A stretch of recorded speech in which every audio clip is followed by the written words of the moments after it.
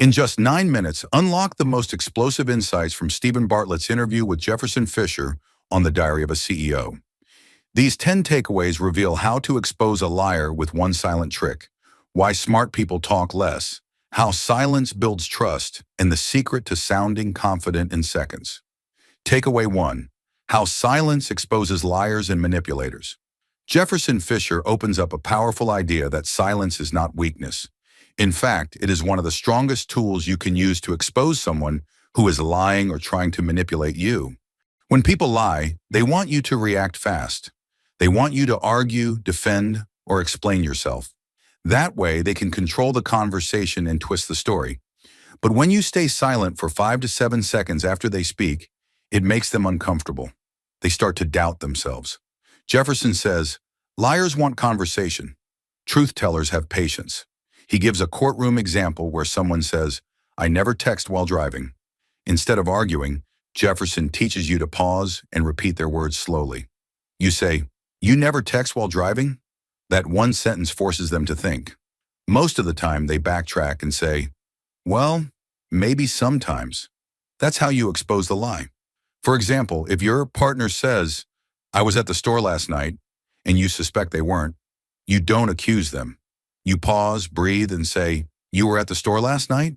That silence makes them nervous. If they were lying, they will start to explain too much or change their story. You don't need to yell or confront. You just need to stay calm and let the silence do the work. Now let's move to the next takeaway. Takeaway 2, your breath controls your power.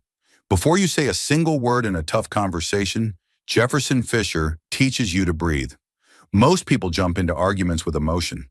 Their heart races, their voice rises, and they say things they regret. But if you take a short breath in through your nose, then another quick breath, and then a slow breath out, your brain stays calm. This is called a conversational breath. For example, if someone insults you by saying, you're useless, instead of reacting, you take that breath and say, can you repeat that? That pause shows you are in control. It also gives the other person a chance to hear their own words and maybe take them back. Jefferson says, let your breath be the first word you say. This simple trick can stop a fight before it starts. Now let's move to the next takeaway. Takeaway 3, say less to be taken seriously. Jefferson Fisher explains that insecure people talk too much. They over-explain, use long emails, and try to sound smart by adding extra words. But the more words you use, the less believable you sound. The truth should be simple. If it takes too long to explain, people start to doubt you. For example, if someone asks why you missed a meeting, instead of saying, I'm so sorry, I had a thing come up and traffic was bad, and I didn't want to bother anyone, you simply say, I couldn't make it. Thank you for understanding. That short answer shows confidence. Jefferson says, the longer your answer, the more questions you'll get. Say less, and people will respect you more. Now let's move to the next takeaway. Takeaway 4, confidence comes from being assertive. Confidence is not something you feel first. Jefferson Fisher says it is something you earn by being assertive. Assertiveness means saying what you need without being rude. It is the middle ground between being passive and aggressive. For example, instead of saying, I hate to bother you, but you say, I wanted to ask you something. You are not begging for permission. You are stating your need clearly. People with low self-esteem often start sentences with maybe or I was thinking, which makes them sound unsure. But when you begin with I need or I believe, you sound confident even if you are nervous inside. Jefferson says, confidence is not what you have before. It is what you get after using your assertive voice. Now let's move to the next takeaway. Takeaway 5, remove weak words from your speech. Jefferson Fisher warns that certain words make you sound unsure even if your message is strong. One of the worst words is just.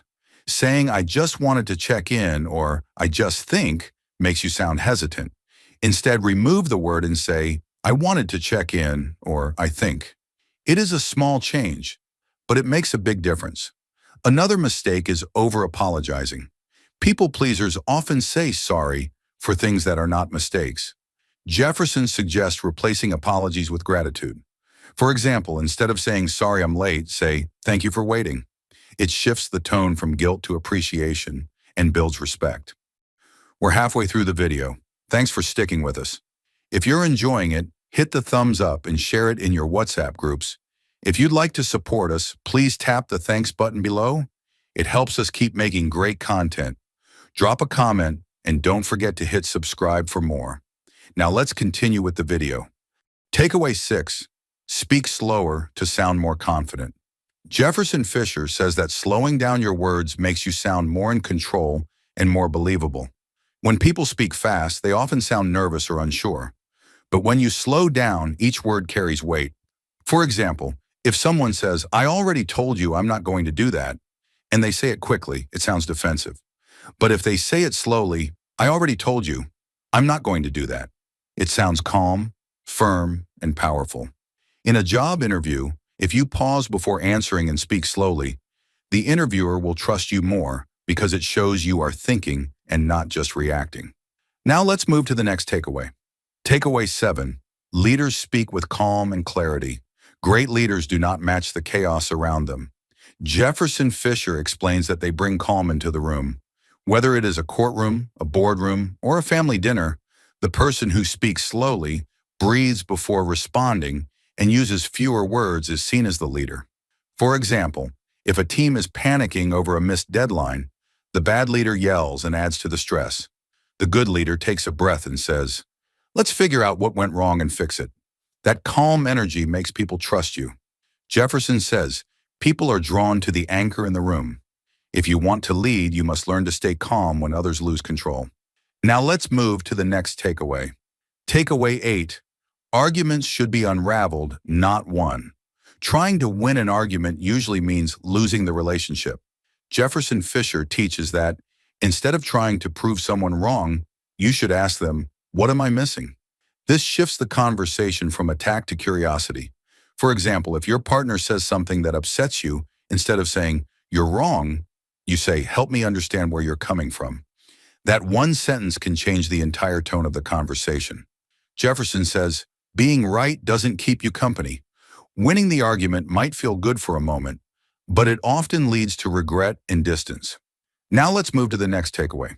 Takeaway 9. Emotional triggers come from old wounds. Jefferson Fisher shares that when someone gets triggered, it is rarely about the current moment. It is about something deeper. He tells a story of a man who exploded during a legal deposition, not because of the questions, but because he had unresolved pain from putting his mother in a nursing home. For example, if your friend gets angry when you disagree with them, it might be because they were bullied as a child and felt stupid. You are not just arguing with them. You are arguing with their past. Jefferson says, the person you see isn't the person you're talking to. Understanding this helps you respond with empathy instead of judgment. Now let's move to the last takeaway. Takeaway 10. Saying no is a skill, not a sin. Many people struggle to say no because they do not want to disappoint others. Jefferson Fisher says the key is to say no first, then add gratitude.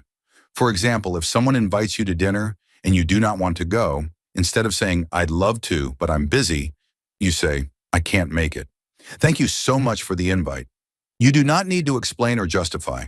The more you try to give excuses, the more anxious you feel.